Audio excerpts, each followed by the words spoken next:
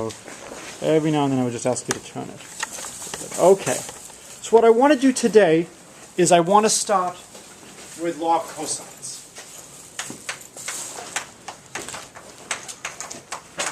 And so the law of cosines says if I give you a triangle A, B, C, theta, then C squared is A squared plus B squared minus 2AB cosine theta. What does the law of cosines look like? Where have we seen something similar to this?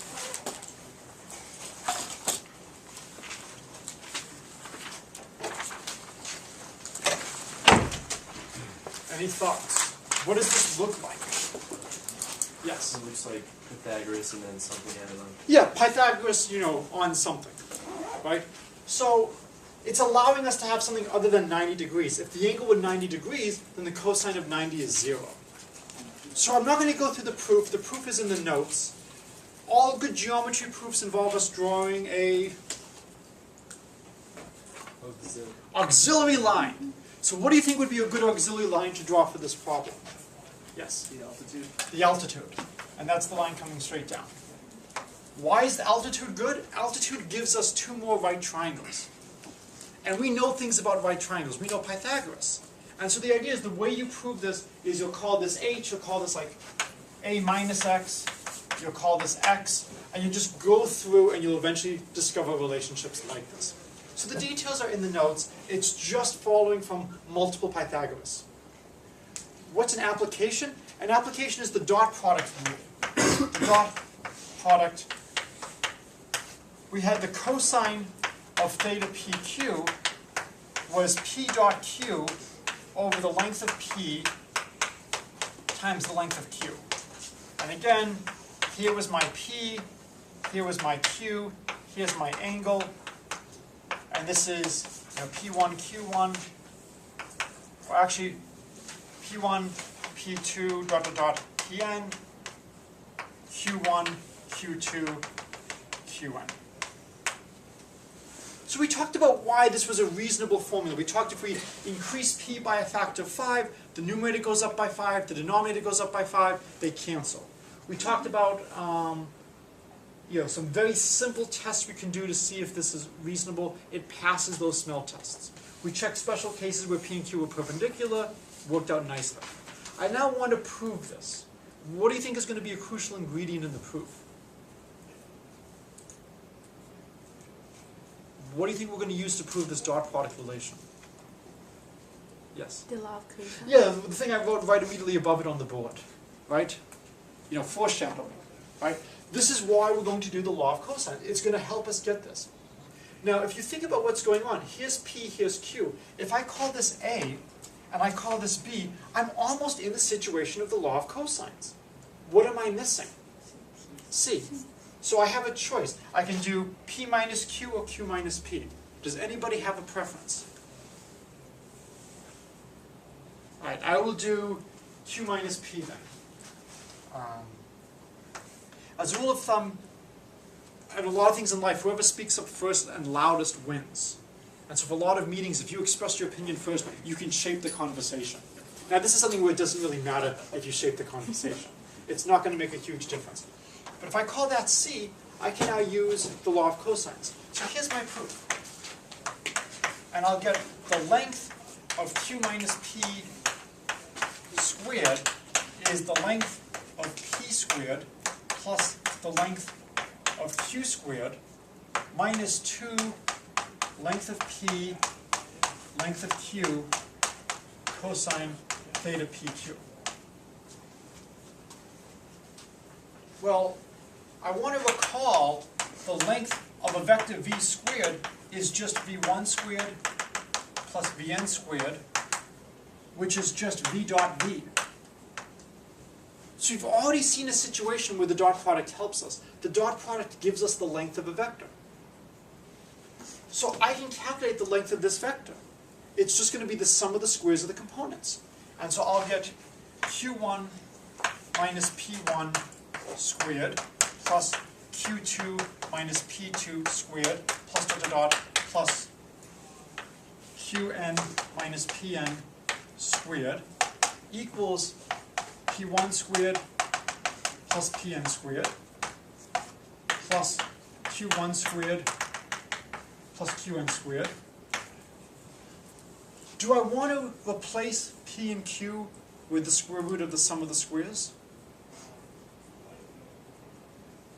So again, one of my goals in life is to teach you how to look at algebra and how to attack algebra.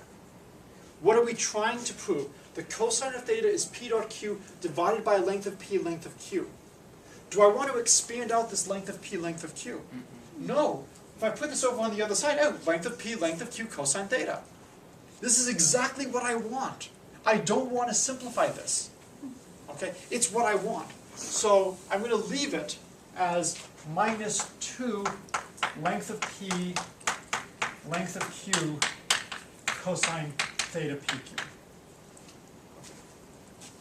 And now if you square things out, I get Q1 squared minus 2P1 Q1 plus P squared, P1 squared. Oh, P1 squared, Q1 squared. Those are going to cancel. Over here I'll get a Q2 squared, P2 squared. Those will cancel. Minus 2 P2 Q2. So I'll get a minus 2 P1 Q1 minus 2 P2 Q2 minus dot dot dot minus 2 Pn Qn. All the squares cancel, and I'll have a minus 2 length of P, length of Q, cosine theta PQ. What should I do now? Divide by 2. A little bit more than just divide by 2. Negative Divide by negative 2. Let's get rid of all the negative 2's. And now, what's P1 Q1 plus P2 Q2 plus dot dot dot plus P and Qn? The dot product of P and Q. Dot product of P dot Q. So we get P dot Q is going to be length of P, length of Q, cosine theta PQ. And if you're not enjoying the algebra, remember I have to do this twice. Okay? Now what do? Well, I now just divide by, and here's my expression. So the cosine of theta PQ is P dot Q divided by length of P, length of Q.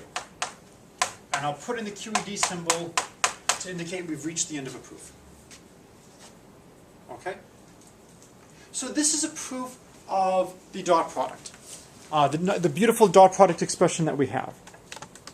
Okay, so we're in a little bit over. Okay. Any questions on how we prove this? So now we have some understanding of why we care about the dot product. The dot product gives us an area. The dot product, gives us a cosine of an angle. It gives us something very geometric. It gives us the angle between two things. Now, an important thing to note is, what's the relationship between P dot Q and Q dot P? Yes? They're the same angle. They're the same. Well, if you think about it, it doesn't matter which order I multiply things. So the angle between two vectors, it doesn't matter if I'm going from P to Q or Q to P. And the reason is the cosine of theta is the same as the cosine of minus theta. So that's why in a formula like this, I don't have to be careful and say, which vector am I calling P, which vector am I calling Q? The angle between them, it's going to be the same in both ways. Its cosine is going to be the same. Okay? Any questions on the dot product now? Okay, what I want to do now that we've done the dot product is now I want to go back and I want to do some stuff from linear algebra. So throughout the semester, I will be bemoaning the fact that you have not taken linear algebra. Why haven't any of you taken linear algebra yet? Is it a prereq? Yes, this class is a prereq for linear algebra, right? So it's extremely unreasonable for me to expect you to take linear algebra or have taken linear algebra when this course is the prereq. Okay? It would have been so nice, however, if you had taken linear algebra. And the reason is linear algebra gives you the right language to view a lot of what's going on.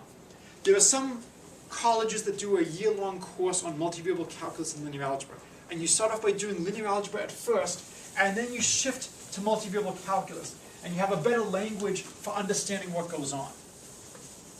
And so I am not going to go into great detail in the linear algebra. I'm going to try to do just enough so you can get a sense of what's going on, but not so much that you're overloaded.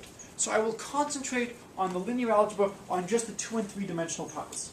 Okay, for linear algebra, 2 and 3 dimensions is more than enough for us to build intuition. If you continue and take an upper level class in linear algebra, you'll then see the proofs in general. So what I want to do is I want to define determinants.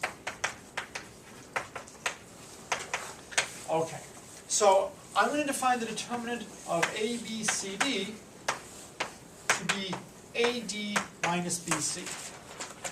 And I will define the 3 by 3 determinant A, B, C, D, E, F, G, H, I to be A, E, I plus B, F, G plus C, D, H minus C, E, G minus A, F, H minus B, D, G. Am I allowed to do this? What should you be thinking right now? When you see a strange definition, what should you be thinking? One word should be popping into your mind. Prove it. I'm sorry? Prove it? Or what, how does that work? Okay, how does it work? Why? You know, how does this work? You know, what do we get from this?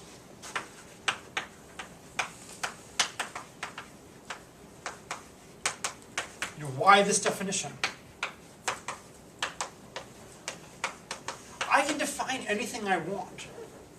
And for the most part, you've been trained all your life to be good students, and you will take what people give you, and you'll work with it, and you'll solve problems.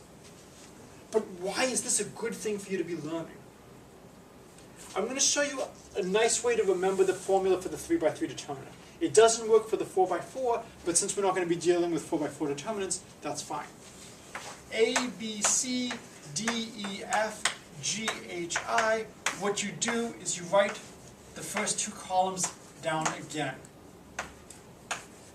And what you do is you go down diagonally like this, and these are all taken with pluses, and then you go up like this, and these are all taken with minuses.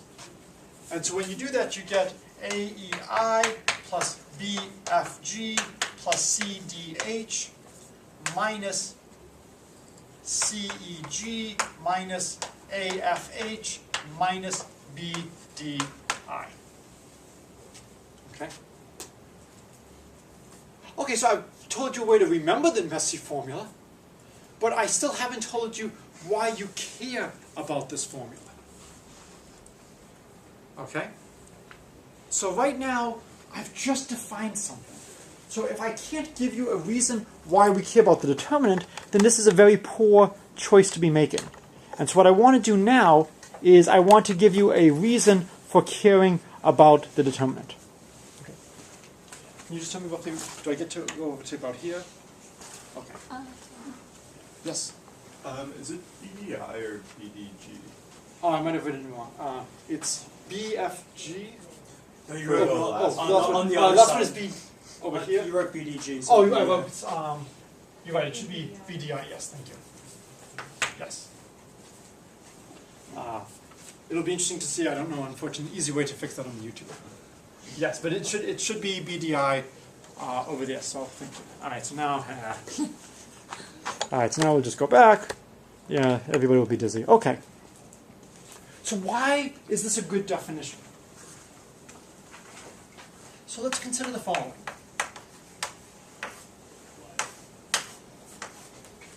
Here's a vector p, which will be p1, p2. Here's a vector q, which will be q1, q2. Okay? I can form a parallelogram with these as my 2 directions. And the way to do this is here's p, here's q. If I add q to it, I get to here. If I add p to q, I also get to there. And this is going to give me a parallelogram. Does anybody remember how to calculate the area of a parallelogram? Yes? Base times height. Base times height. So I drop the height down like this. If you don't remember this, I strongly urge you to try to prove it. What you could do is you could draw another height over here, and one thing you could do is chop the parallelogram over here, take this triangle, put this triangle over here, and see that you have a rectangle. If you somehow feel that it is wrong to cut up a parallelogram, what you could do is find the area of this triangle, find the area of that triangle, find the area of this rectangle, add them all up, and see that it comes down to base times height. Alright, well if I'm going to use base times height, what two quantities do I need to know? The base and the height. Right? Okay, not a big surprise. What's the length of the base? I'll accept two answers. The length of the vector. The length of the vector, which vector? P. Good. So the base is just the length of p, which is the square root of p1 squared plus p2 squared. What about the height? What's the length of the height? So what would be the height? Yes. Base times cosine of the angle. I'm sorry? Not quite. Could you just use Pythagoras to find that using, the Q? But I don't know how long this Oh is. wait. Okay, well, no, but if okay, I can use Q, yes. And so, what would I get using Pythagoras? That the length of this is? So it would be Q squared equals, so if you're saying Q is C, so it would be Q squared equals the height squared. I'm not Well, sure. you don't want to have to use this. You're making it a little harder. We have an angle here. Cosine of theta magnitude of Q. Not quite. The length of the vector q times sine theta. Excellent, times the sine. Cosine would be down here, sine is up here. So this would be h would be the length of q sine of theta. So most of these quantities are fine. We know the length of p, we know the length of q. Which is the quantity we don't like? Sine theta. We don't like sine theta. So one of the things you do in life is if somebody asks you to do x, but you're really good at y, you convert the question to y. How many of you have ever watched a presidential debate? Where whatever question they're asked, they kind of meander for 20 or 30 seconds, and then they get into their prepared remarks. And they make the question about what they want to talk about. I don't want to talk about sine theta. Even though I'm not president or running for president, I am a mathematician. It's almost as good. What do I want to talk about? First of all, I want to say that you're better, and secondly, I think we can change it to cosine theta and use the dot product. Good. So how can we change sine of theta to cosine of theta? What's the relation? Square root of 1 minus cos squared. Excellent. So, sine squared plus cosine squared is 1. So sine squared is 1 minus cosine squared. So in fact, what I'm going to do is I'm going to actually just do area squared. So area squared is going to be the length of p squared, the length of p, squared, the length of q squared, sine squared of theta pq. So I'm doing squared lengths for two reasons. One is I have a sine squared. Sine squared is much easier to move to a cosine squared. The other reason I'm doing area squared is I now got a p squared and a q squared. What's bad about the length of p? Yes? There's a square root. There is a square root, right? I am allowed to not like square roots, okay? I'm not allowed, my son is adamant about this, to discriminate against Yankee fans. I can't be upset if one of my students happens to support the New York Yankees. But I can be upset if I have square roots in my formulas, right? They're not pleasant to work with. If I square, I get rid of the square roots. So one of the hardest things to learn is how to attack the algebra. And that's why I want to spend so much time talking about these things in class, so you have a sense of how this stuff is done. By squaring things, I'm getting rid of the algebra. All right, so this is the length of p squared, the length of q squared, and then sine squared is 1 minus cosine squared of theta pq. And so this is the length of p squared, the length of q squared, 1 minus. Now the cosine of theta is just p dot q over length of p, length of q. And so since I square it, I square this, I square this, I square this. What beautiful thing is happening right now when you look at this multiplication? So when I look at this multiplication and I see what's going on, what's really nice? Yes? Your outer term is going to cancel when you distribute with the second term. Yes. And so the p squared, q squared is going to cancel, and so I will get area squared is going to be the length of p squared, the length of q squared, minus p dot q squared. Alright, so now at this point it's time to just expand things out. And so now this is going to be p1 squared plus p2 squared, q1 squared plus q2 squared, minus p1 q1 plus p2 q2 squared. Alright, what should I do at this point? Now what?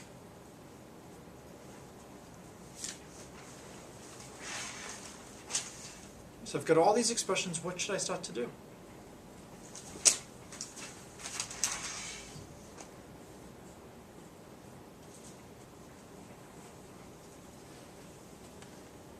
So when you see all this stuff, I want to somehow simplify it and get something nice. So what do I need to do if I'm going to simplify it? Expand. I need to expand. Expand everything out. Look at all the terms here. Look at all the terms here. Do the subtraction. Let the dust settle. So your big arrow, tedious algebra. And then after all the dust settles, you get p1 q2 minus p2 q1 squared. So there's two things to note. One is that after the algebra settles, we get something nice, and two, that something nice can be written as a square.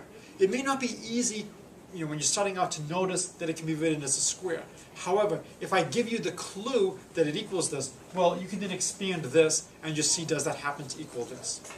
To give you some sense of how reasonable this is, if I square this, I'll get a p1 squared q1 squared with a minus, a p1 squared q1 squared with a plus. Those will cancel. The cross term will be a 2 p1 q1 p2 q2 with a minus sign.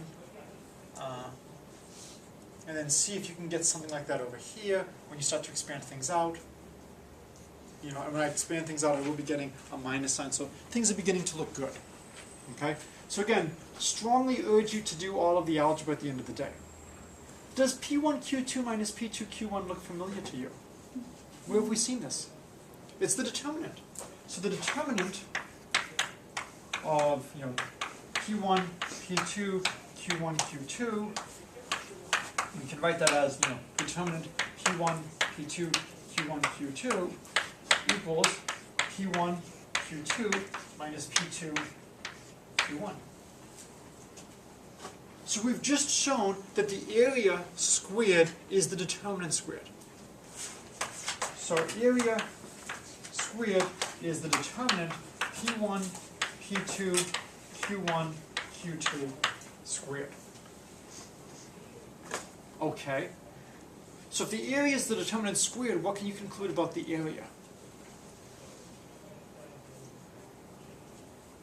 So if the area squared is the determinant squared, yes. It equals the determinant.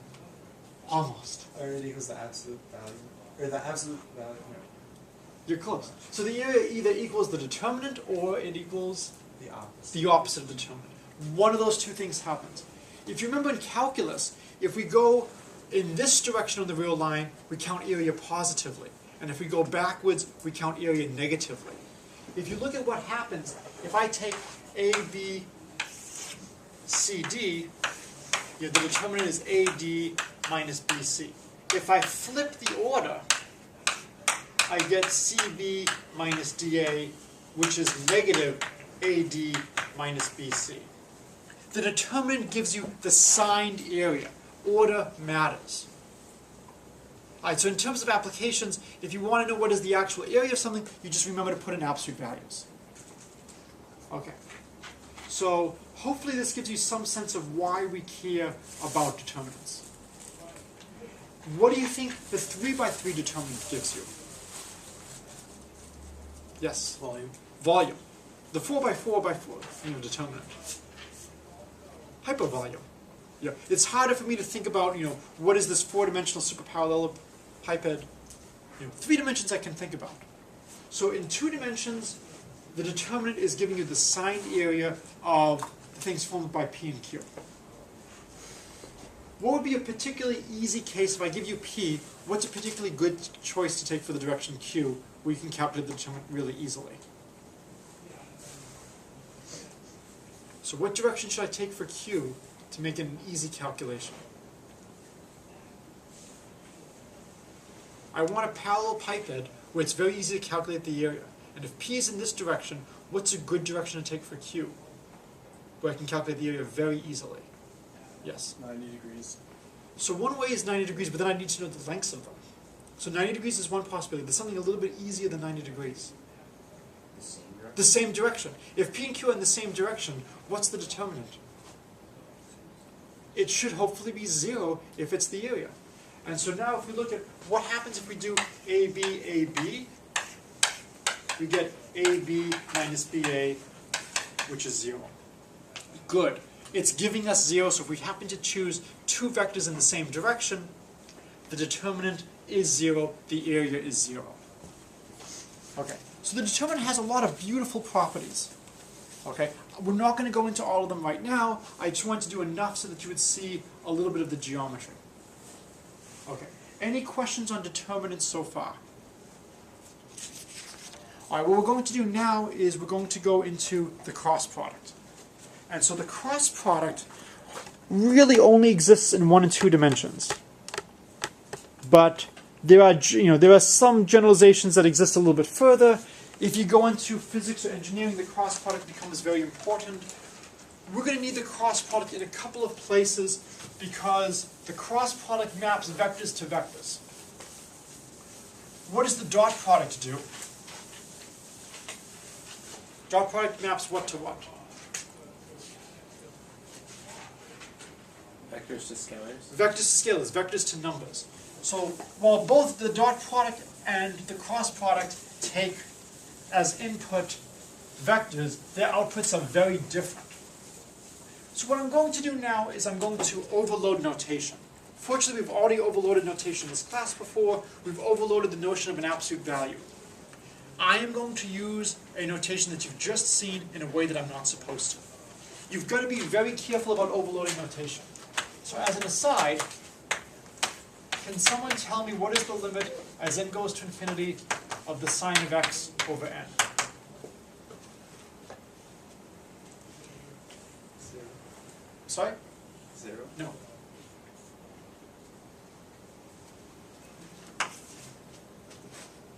Six. Anybody see why it's 6? Cross out the n. Yeah, cancel out the ends. Right? Am I allowed to do this? No. Does not matter that I went to Princeton. Does not matter that Williams is paying my salary. That does not give me the right to cancel the ends. That n is part of the word sine. Okay? I can't just do that. Okay? Alright, now let's do something very similar to this. So it's just viewed as a mnemonic. Alright, so the cross product. So V cross W is going to be I, J, K, V1, V2, V3, W1, W2, W3. Why is this a bad thing to be doing? Yes? Because I, J, and K are not a part of the matrix. They're the head, like, they indicate the unit vector, but they shouldn't be the same as the... Right. I mean, when I do determinants, I should be doing numbers. The determinant is the volume of the parallel pipette given by these 3 directions. This is not a vector in 3 space. This is something with 9 components. Okay? It just turns out this is a really good thing to define, and this is a really good mnemonic to remember what's going on. So when we expand everything, we write I, J, K, V1, V2, V3, W1, W2, W3. And we go through and we do our 3 plus, oh, sorry, we don't have to do the next one, sorry. Just having so much fun. We go through and we do our 3 pluses, we then go through and we do our 3 minuses. So for the 3 pluses, it's these guys, and so we'll get I hat V2 W3 plus J hat V3 W1 plus K hat V1 W2 minus, now we go in the other direction. When we go in the other direction, we'll have minus K hat V2 W1 minus I hat V3 W2 minus J hat V1 W3. What should we do to these 6 terms?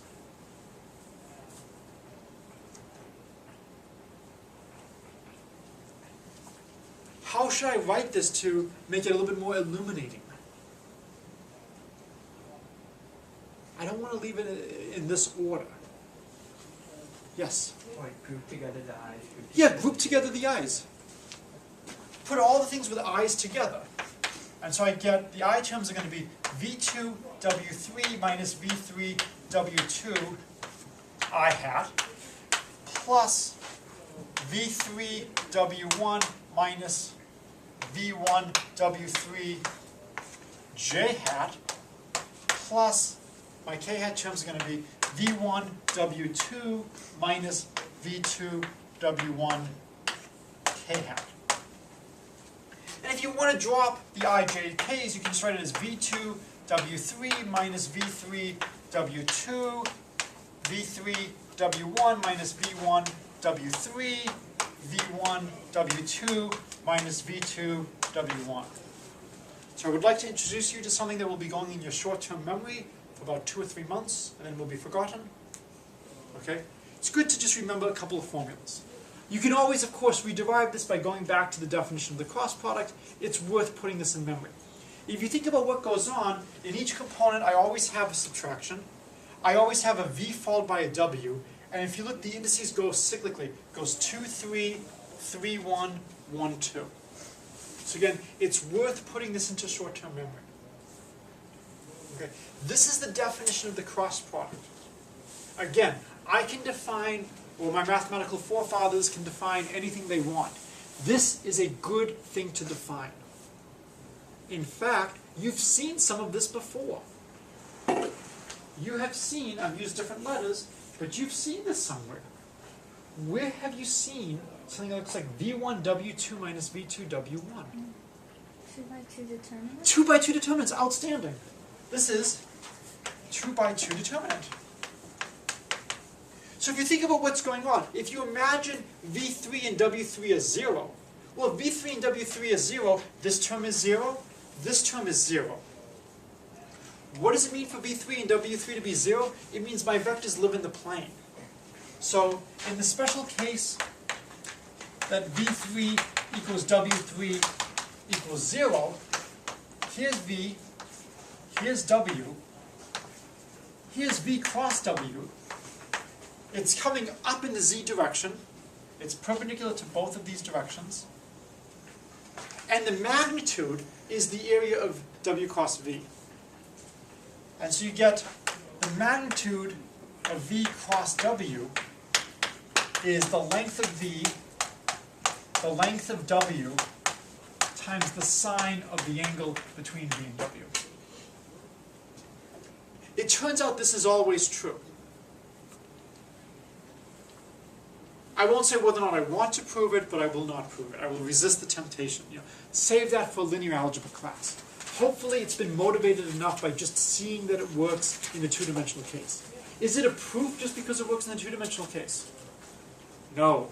We had that 16 over 64 stuff. Just because something works for a while doesn't mean it continues to work. But you might have hope. And so here the idea is maybe there is a reason to believe that this formula V cross W is V times W times sine of theta that gives the correct magnitude of the cross product. Okay. Let's do an example. Whenever you have some concepts, it's always good to choose some specific problems and just work out an example. All right. So let's do the same example that's in my notes. So if I make a mistake on the board, I can quickly correct. So I will take V to be 1, 2, 3, And I will take W to be 2, negative 4, 0. And so V cross W, I, J, K, 1, 2, 3, 2, negative 4, 0. And so I start going through my formula.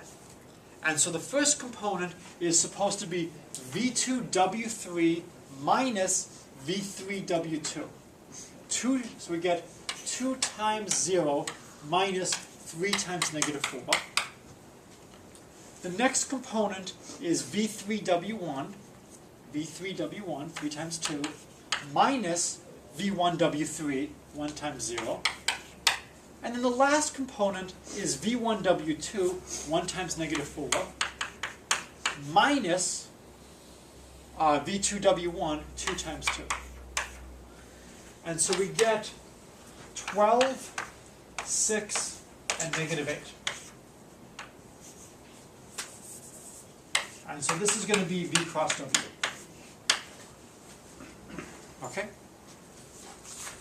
I want to take the dot product of V cross W with a vector. I claim there are 2 or 3 natural vectors to use. What would be a good vector to use to take a dot product of this with? What should I explore? So there are infinitely many vectors in the world. I want you to get a sense of what you should look at, what you should try to prove. This is one of the things I want you to get out of the class.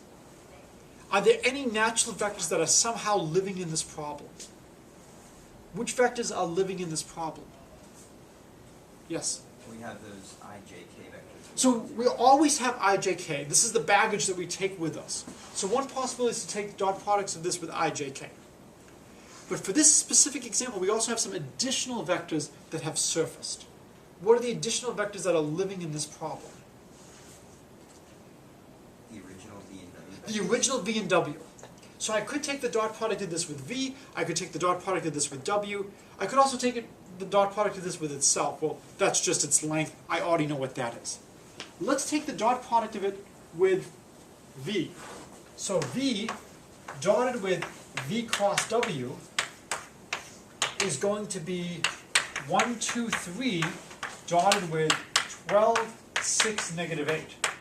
All right, 1 times 12 is 12. 2 times 6 is 12. 3 times negative 8 is negative 24. What does that equal? 0. What do you think W dotted with V cross W is? 0. Also 0.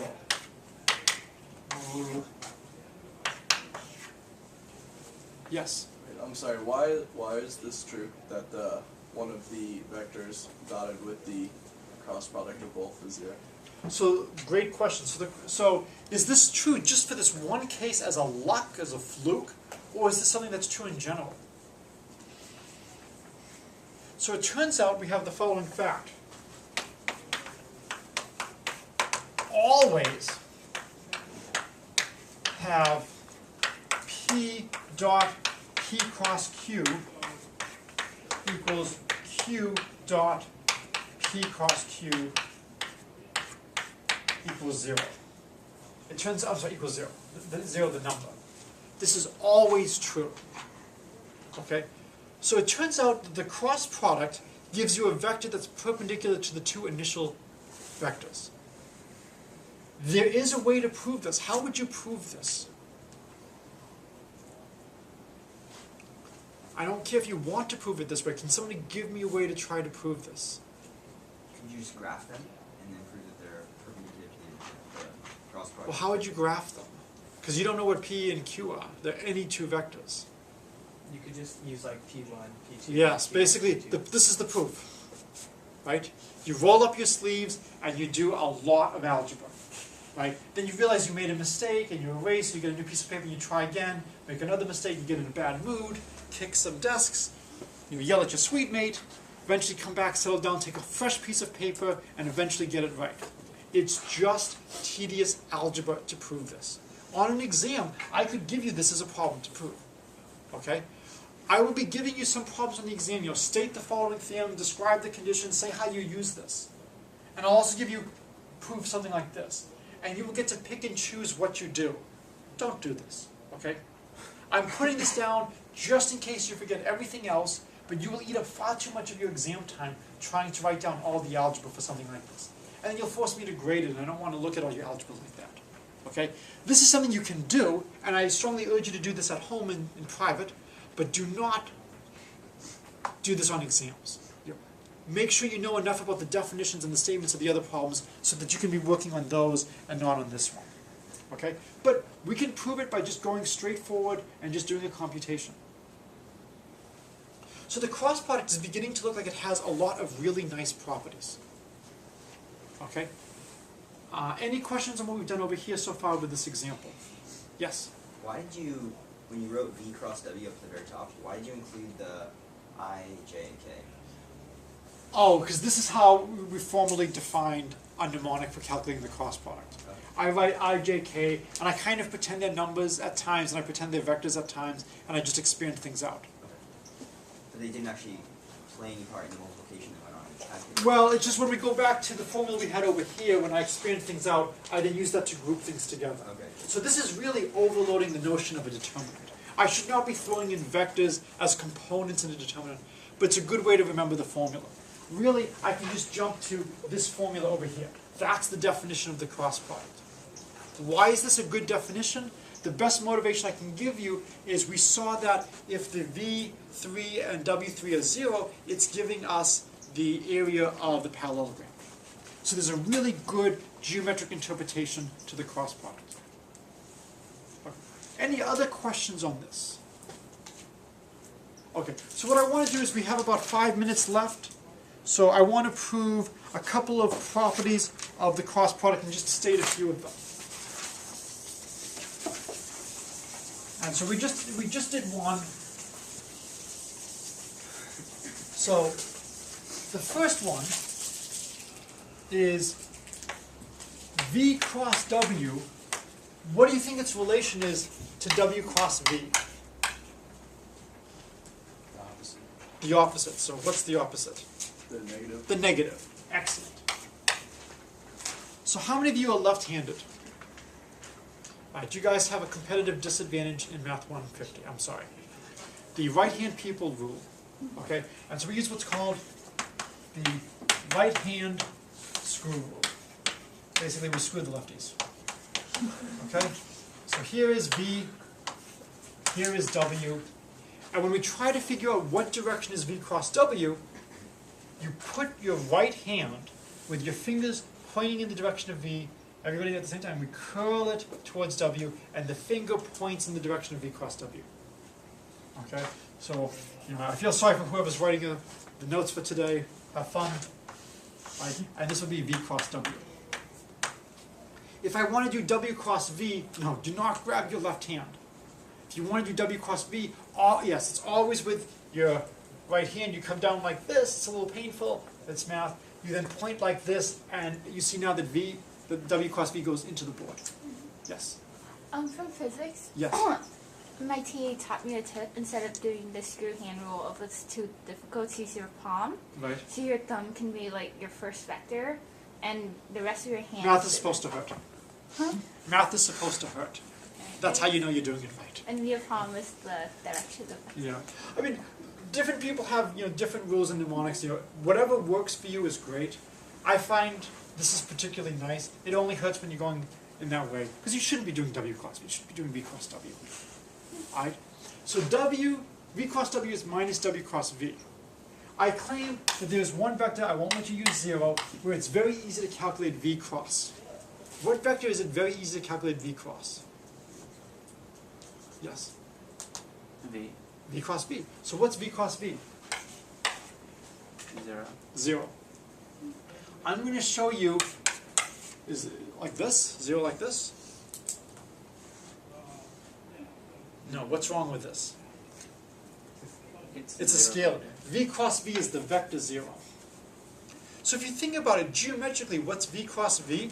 It's the vector whose magnitude is the area of the parallelogram whose directions are V and V. Alright, well what's the area of that parallelogram? 0. That's the geometric proof. I'm going to show you. I won't put an adjective on it. I will show you an interesting. I will show you an alternate proof that V cross V is 0. Mathematicians are lazy. It's a good thing. We like reducing things to things we already know. So let's look at V cross V. I'm going to calculate V cross V by using properties of the cross product. What's the only property of the cross product I have on the board?